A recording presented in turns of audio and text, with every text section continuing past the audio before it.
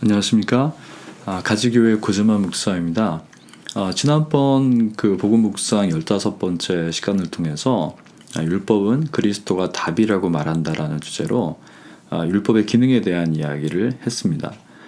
오늘은 이 복음 묵상 16번째 시간으로 율법주의와 반율법주의에 대한 이야기를 좀 하려고 합니다. 율법주의와 반율법주의는 둘 다 복음이 무엇인가에 대한 오해에서 만들어졌습니다. 중요한 것은 둘 다 구원받는 복음이 될 수 없다는 사실입니다.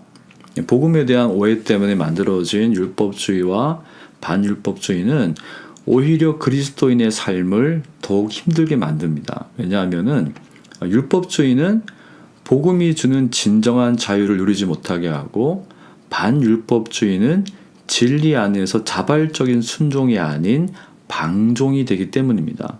그래서 저는 오늘 율법주의나 반율법주의에 빠지게 하는 복음에 대한 오해를 이야기하고, 이 두 가지에서 빠져나오기 위해 알아야 하는 복음의 핵심적인 두 가지 내용을 다루겠습니다. 우리가 율법주의와 반율법주의를 다루기 전에 구약의 율법에 대한 기본적인 이해가 필요합니다. 우리가 율법이라고 하면은 우리는 구약의 십계명을 가장 먼저 떠올릴 수 있습니다.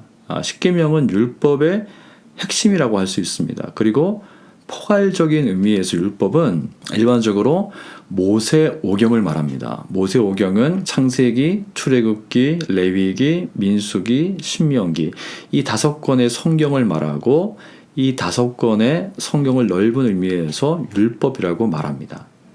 율법은 크게 두 가지로 나누어집니다. 하나는 제사법이고 또 다른 하나는 도덕법입니다.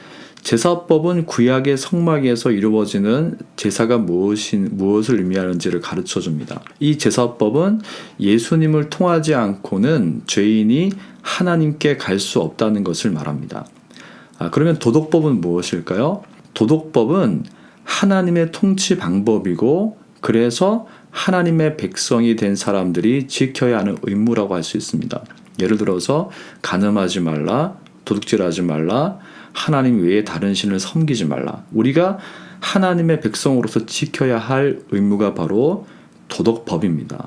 그런데 율법의 제사법과 도덕법은 차이가 있습니다. 어떤 차이가 있을까요? 제사법은 예수님께서 십자가에서 죄인을 대신하여 죽으심으로 완성이 되었습니다. 그래서 더 이상 지킬 필요가 없습니다. 만약 여러분이 자신의 죄를 용서받겠다고 짐승을 잡아서 제사를 드린다고 하면 그것은 우리를 위해서 십자가에서 죽으신 예수님의 죽음이 의미가 없다는 것을 인정하는 일이 됩니다. 그러니까 제사법은 율법이지만 우리가 더 이상 지킬 필요가 없습니다. 하지만 율법 중에 도덕법은 여전히 우리가 지켜야 할 법입니다. 왜 그렇다고 했습니까?